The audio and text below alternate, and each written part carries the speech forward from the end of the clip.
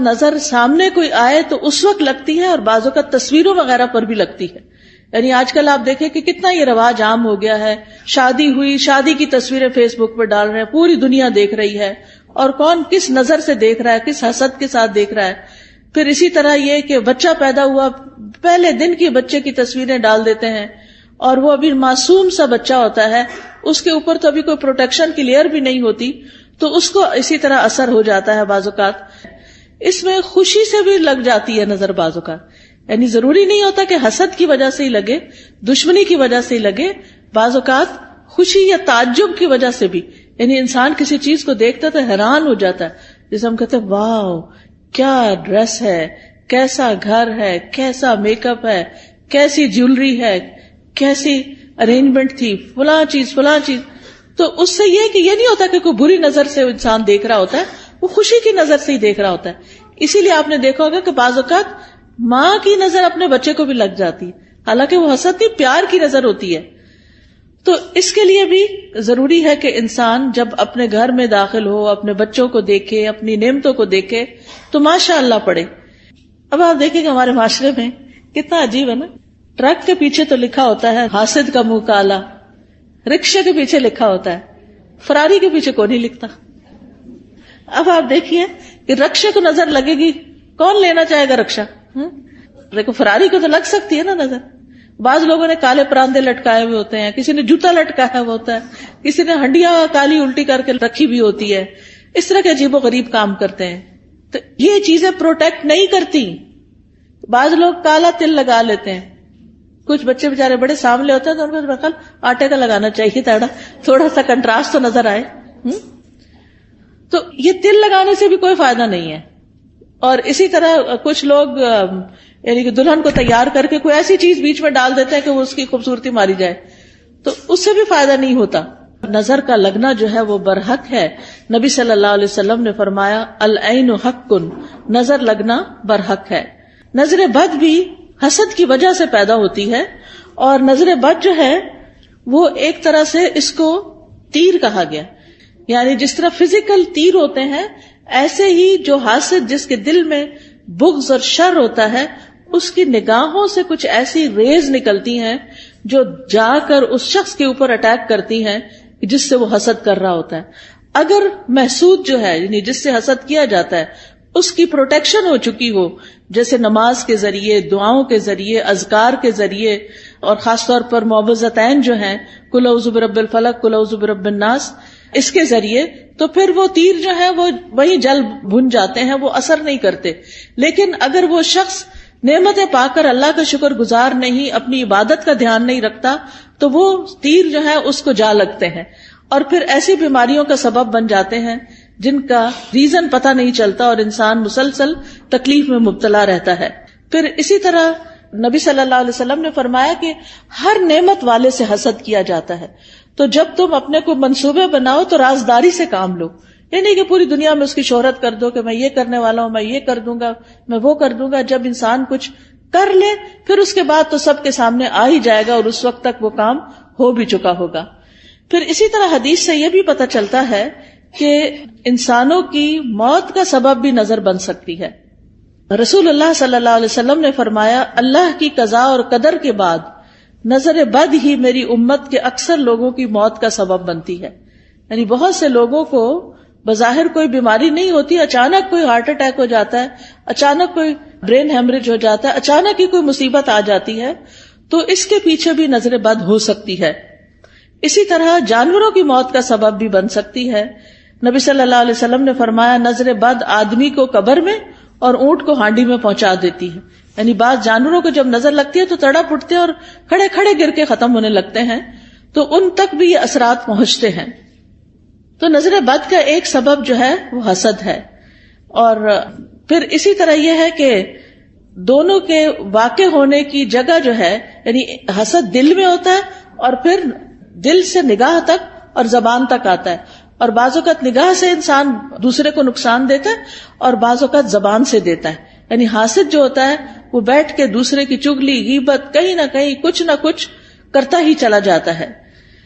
پھر اسی طرح آپ دیکھیں کہ انسانوں کی نظر بھی لگتی ہے اور جنات کی نظر بھی لگتی ہے. یہ بھی ہمارے دین نے ہمیں بتایا ہے. اور حدیث سے پتہ چلتا ہے نبی صلی اللہ علیہ وسلم انسانوں اور جنوں کی نظر سے پناہ مانگنے کے لیے مختلف دعائیں پڑھا کرتے تھے. پھر جب یہ معوذتین نازل ہوئی تو آپ صلی اللہ علیہ وسلم نے باقی چیزیں پڑھنی چھوڑ دی اور صرف معوذتین پڑھتے تھے، یعنی قل اعوذ برب الفلق اور قل اعوذ برب الناس، اور اس سے علاج کیا کرتے تھے. اور پھر یہ ہے کہ جن جو نظر لگاتے ہیں وہ انسانوں کی نظر سے بھی سخت ہوتی ہے، اور انسان تو ہمیں نظر بھی آ جاتے ہیں. جب ہمیں پتہ چلتا ہے کہ فلاں شخص جو ہے وہ ہم سے حسد کرتا ہے یا ہمارے بارے میں اس طرح سمجھتا ہے تو ہم اس سے بچنے کی بھی کوشش کرتے ہیں جتنے حد تک بچ سکیں. لیکن جن تو ہمیں نظر بھی نہیں آتے، ان سے کیسے بچ سکتے ہیں؟ ان سے صرف یہ ہے کہ ان دعاؤں کو صبح و شام پڑھا جائے، اذکار کو، تو اس سے انسان محفوظ رہ سکتا ہے. قرآن مجید میں آتا ہے سورۃ الکہف میں وَلَوْلَا إِذْ دَخَلْتَ جَنَّتَكَ قُلْتَ مَا شَاءَ اللَّهُ لَا قُوَّةَ إِلَّا بِاللَّهِ. اور جب تم اپنے باغ میں داخل ہوئے تو تم نے یہ کیوں نہ کہا کہ جو اللہ نے چاہا، یعنی یہ اللہ کے کرنے سے ہی سب ہوا ہے. کیونکہ حقیقت یہ ہے کہ جو بھی نعمت ہمارے پاس ہے یہ ساری کی ساری اللہ پاک کی طرف سے ہے. قرآن مجید میں آتا ہے وَمَا بِكُم مِّن نِّعْمَةٍ فَمِنَ اللَّهِ، تمہارے پاس جو بھی کوئی نعمت ہے وہ اللہ کی طرف سے ہے. ابن حجر کہتے ہیں نظر کبھی خوشی اور تعجب کی صورت میں بھی لگ جاتی ہے، اگرچہ وہ کسی محبت کرنے والے کی طرف سے ہو، اور کبھی وہ کسی نیک آدمی کی طرف سے بھی ہو سکتی، یعنی نیک آدمی کسی کی نیکی پر خوش ہو رہا ہے تو اس سے بھی ہو جاتا ہے. تو جب کسی کی کوئی چیز دیکھیں تو فوراً برکت کی دعا دے کہ اللہ ان کو برکت دے. اچھا کھانا دیکھیں، اچھا ڈریس دیکھیں، اپنے بچے کو کوئی نیکی کا، خیرات کا، صدقات کا کوئی اچھا کام کرتے ہوئے دیکھیں. اس سب چیزوں پر ہم کیوں ایسا کرتے ہیں؟ بچہ پیدا ہوتا ہے ہم کہتے ہیں مبارک دینی ہے، کوئی حج پہ جاتا ہے تو ہم واپس آتا ہے تو ہم اس کی مبارک دیتے ہیں، کسی کی شادی ہوتی ہے تو ہم مبارک دیتے ہیں، کسی کا بزنس اچھا فلرش کر جاتا ہے تو اس پہ مبارک دیتے ہیں، کبھی کسی کے جاب اچھی لگ جاتی ہے، کسی کو کوئی عہدہ ملتا ہے تو اس کو مبارک دیتے ہیں. تو ہمارے دین میں جو مبارک کا کانسیپٹ ہے اس کا مطلب یہ ہوتا ہے کہ اللہ تمہیں اس میں برکت دے اور حاسد یا خوش ہونے والے دونوں کی نظروں سے بچائے. یعنی کہ جو بری نظر سے دیکھ رہا ہے اس سے بھی بچو، اور جو اچھے خوش ہو کے اپنے ہی بہن بھائی یا اپنے ہی والدین ان کی بھی نظر سے بچ سکو. پھر اسی طرح کچھ نظریں بیمار کرنے والی ہوتی ہیں. اب آپ دیکھیں ریز کا کانسیپٹ تو آج کے دور میں بہت آسانی سے سمجھ آتا ہے. مائکرو ویو میں کیا ہے؟ ویوز ہی تو ہیں، ریز ہی تو ہیں، وہی تو اس کھانے کو گلا کے پکا کے جلا بھی دیتی ہیں. کوئی آگ تو نہیں لگی ہوتی مائکرو ویو کے اندر، یہ کیا چیز جلاتی ہے؟ ریز ہوتی ہیں. اسی طرح آپ دیکھیں ہمارے یہ ٹیلی فون وغیرہ ہیں، ان کے اندر سے بھی ریز نکلتی ہیں. تو اگر نان لیونگ تھنگس کے اندر سے ریز نکل رہی ہیں تو لیونگ تھنگس کے اندر سے بھی ریز نکلتی ہیں. انسانوں کی آنکھوں سے بھی ریز نکلتی ہیں، ان کے بھی اثرات ہوتے ہیں، اور وہ بعض اوقات دوسرے کی روح کو بیمار کر دیتے ہیں.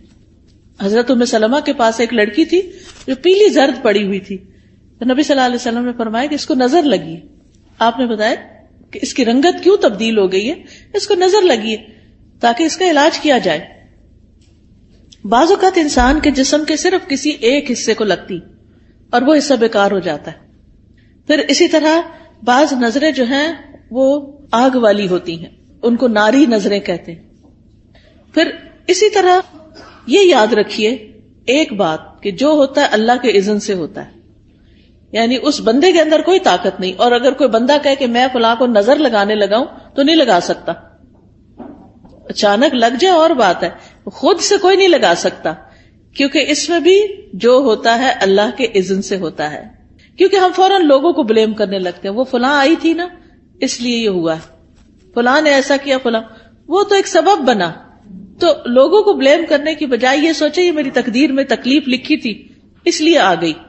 تیسرا بڑا سبب اذکار اور تلاوت قرآن اور نمازوں کی پابندی نہ کرنا، اس سے نظر لگتی ہے، اس سے یہ شیطانی اثرات حملہ آور ہوتے ہیں. کیونکہ ذکر جو ہے اللہ کا یہ ایسے ہی ہے جیسے قلعہ ہوتا ہے. جب انسان ذکر کرتا ہے تو وہ قلعے کے اندر چلا جاتا ہے، اور پھر قلعے کے باہر جو بھی دشمن ہوتا ہے وہ اس کے اوپر قابو نہیں پا سکتا. پھر اسی طرح امتحان اور آزمائش ہے انسان کی، کہ دنیا میں انسان آیا ہے، دنیا پھولوں کی سیج نہیں ہے. یہ دنیا امتحان کے لیے ہے، آزمائش کے لیے ہے. تو ہر انسان کسی نہ کسی طرح ایک امتحان میں مبتلا ہے، ایک آزمائش میں مبتلا ہے. تو اس کے لیے کیا کرنا چاہیے کہ انسان اللہ کی طرف رجوع کرے. تو یاد رکھیے کہ جب نظر لگتی ہے تو اس کے کچھ علامتیں ہوتی، کچھ جسمانی علامتیں ہیں. چہرے پہ دھبے پڑ جانا، جیسے چھائیاں سے نہیں پڑ جاتی، یہ بھی بعض اوقات نظر کی وجہ سے ہوتی. پھر بچوں کا بلا وجہ روتے جانا. حضرت عائشہ کہتی ہے کہ ایک مرتبہ نبی صلی اللہ علیہ وسلم تشریف لائے تو ایک بچے کے رونے کی آواز سنی. آپ نے فرمایا تمہارا یہ بچہ کیوں رو رہا ہے؟ کیا تم نے اس کو نظر بد کا دم نہیں کیا؟ کئی دفعہ ہوتا ہے نا، بچے نے کھایا پیا سویا آرام کیا سب کچھ کیا ہوتا ہے لیکن وہ چین ہی نہیں پکڑ رہا ہوتا. ماں بہلا بہلا کے آخر بازو کا دیکھا ہوگا ماں کو ایک دو لگاتی ہے اور بیڈ پہ ڈال دیتی ہے، چلو رو لو پہ جتنا رونا ہے. حالانکہ وہ بیچارہ کسی تکلیف میں مبتلا ہوتا ہے، اس وقت اس پہ سورۃ فاتحہ پڑھ کے دم کرنا چاہیے کیونکہ وہ ڈسٹرب ہوتا ہے. بعض بچے ہائپر ایکٹیو ہوتے ہیں، بے وجہ خواہ مخواہ میں ماں کو ٹیچرز کو سب کو تنگ کرتے رہتے ہیں.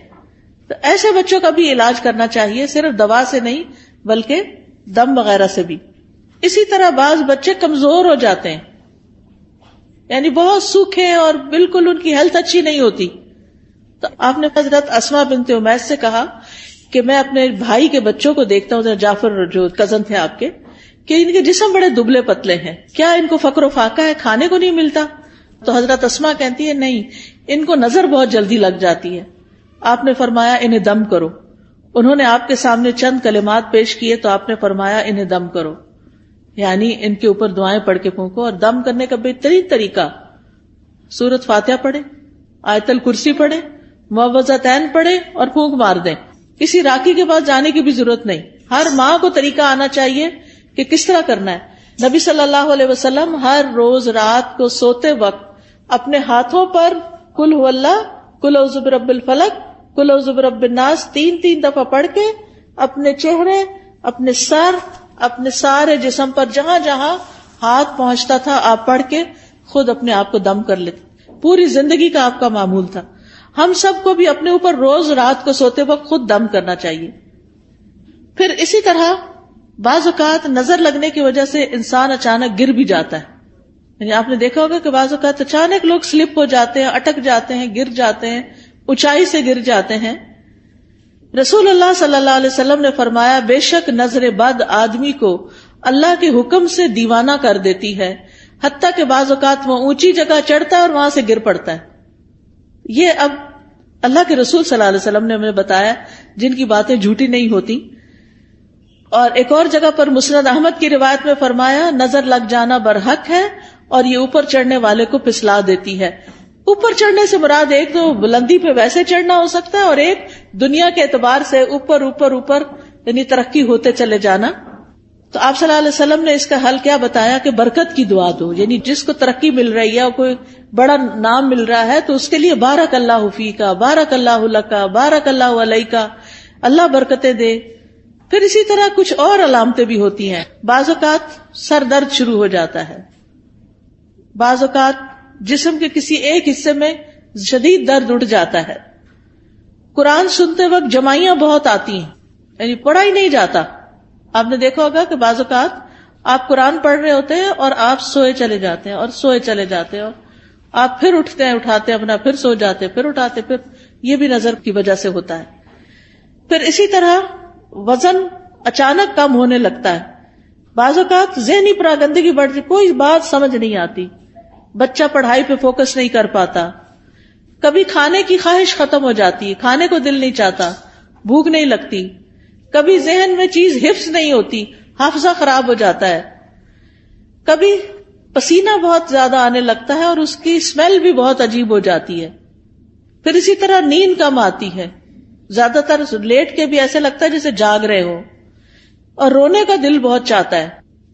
پھر کبھی کبھی انسان لوگوں میں نہیں بیٹھنا چاہتا، مجلسوں کو اوائڈ کرنے لگتا ہے کہ میں نہیں ملتا کسی سے، نہ کسی شادی میں جانا، نہ کسی سے ملنا. کوئی آئے تو گھبراہٹ شروع ہو جانا، مہمانوں کا نام سنتے ہی پریشانی لاحق ہو جانا. تو یہ بھی چیز اس میں آتی ہے، حالانکہ اس سے پہلے کبھی ایسا نہیں ہوا تھا.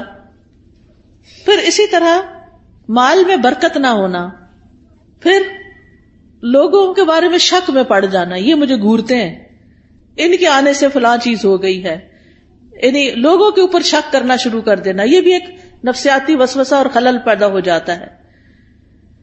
اب سوال یہ پیدا ہوتا ہے کہ کیا نظر سے بچنا ممکن ہے؟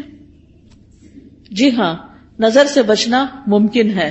اس کے لیے سب سے پہلے اللہ پہ بھروسہ کریں، اللہ پہ بھروسہ کریں، اور اس میں آپ یہ سمجھیں کہ کوئی مجھے نقصان نہیں دے سکتا جب تک اللہ نہ چاہے، پورے کانفیڈنٹ ہو جائیں، شک اور وہم کا شکار نہ ہو، شک پڑنے بھی لگے تو کہیں حسبی اللہ و نعم الوکیل، دل بڑا رکھے۔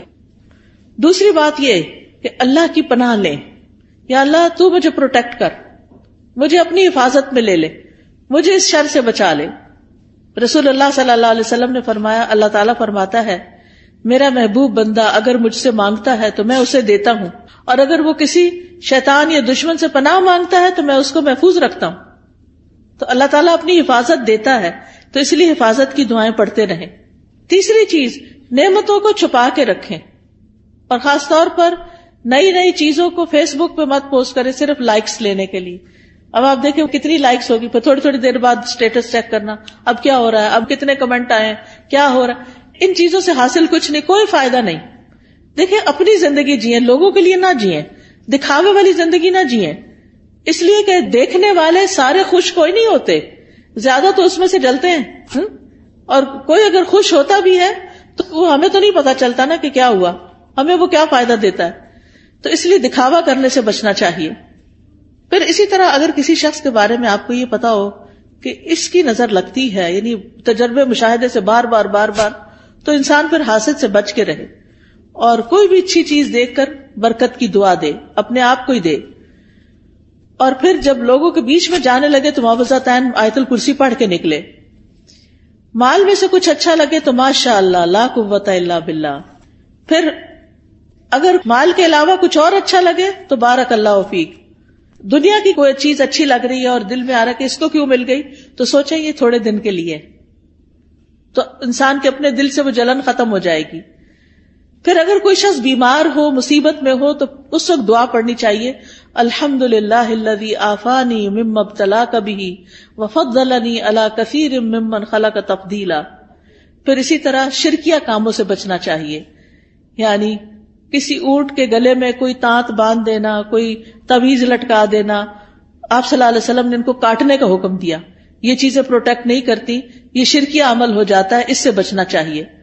کثرت سے اللہ کا ذکر کرنا چاہیے، کیونکہ ذکر جو ہے وہ ایک قلعے کی طرح ہے۔ پھر قرآن سے علاج کرنا چاہیے، کیونکہ قرآن شفا ہے۔ قل ھو للذین آمنوا ھدی وشفاء، کہہ دیجئے وہ ایمان والوں کے لیے ہدایت اور شفا ہے۔ وَنُنَزِّلُ مِنَ الْقُرْآنِ مَا هُوَ شِفَاء، اور ہم قرآن میں وہ چیز اتارتے ہیں جو شفا ہے۔ تو قرآن کی تلاوت، قرآن کو سمجھ کے پڑھنا، قرآن کی کچھ آیات کو پڑھنا جیسے آیت الکرسی وغیرہ ہے۔ سورۃ الفاتحہ سے علاج، اور سورۃ الفاتحہ میں خاص طور پر ایاک نعبد و ایاک نستعین پڑھے کہ اللہ صرف تیری ہم عبادت کرتے ہیں، صرف تجھ سے ہم مدد چاہتے ہیں، تو ہماری مدد کر۔ تو یہ توحید کا خلاصہ ہے، اور اس سے انسان کی اللہ تعالیٰ مدد فرماتے ہیں، یعنی سب سے بہترین وسیلہ توحید کا دے۔ اگر مرض زیادہ ہو جائے تو سورۃ البقرہ پڑھیں، تو آیت الکرسی پڑھیں، سورۃ فاتحہ پڑھیں۔ لیکن یہ جو ہم کالی مرچیں جلا کے اور ان کی دھونی دے کے اور اس طرح کے کام کرتے ہیں، یہ سنت میں کچھ ثابت نہیں ہے۔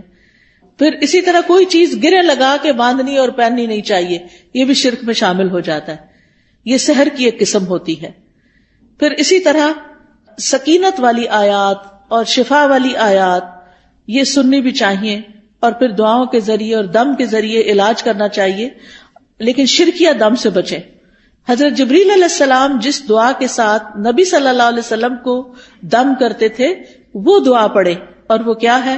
بسم اللہ ارقیک من کل شیء یؤذیک من شر کل نفس او عین حاسد اللہ یشفیک بسم اللہ ارقیک۔